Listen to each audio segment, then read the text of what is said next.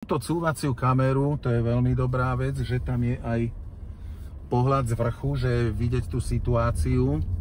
To ja nemám, ale je to naozaj dobrá vec. No.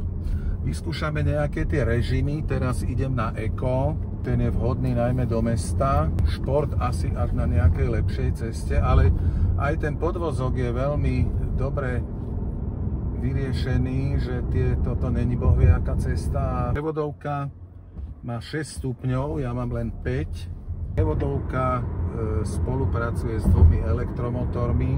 To je veľmi zaujímavé, že je to 1,2 litra, čo teda sa mi zdá na také veľké auto pomerne málo, ale vôbec to není cítiť, ako ten výkon je skvelý. A teraz som si všimol, že sa mi premieta rýchlosť, aj povolená rýchlosť, predo mňa.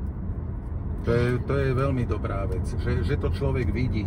Head-up display, komfort, potom Eko, to bude taký do mesta dobrý, šport, to ja asi by som veľmi, možno keby som išiel predbiehať niečo, nejakej situácii, ale mne asi najviac vyhovuje ten komfort.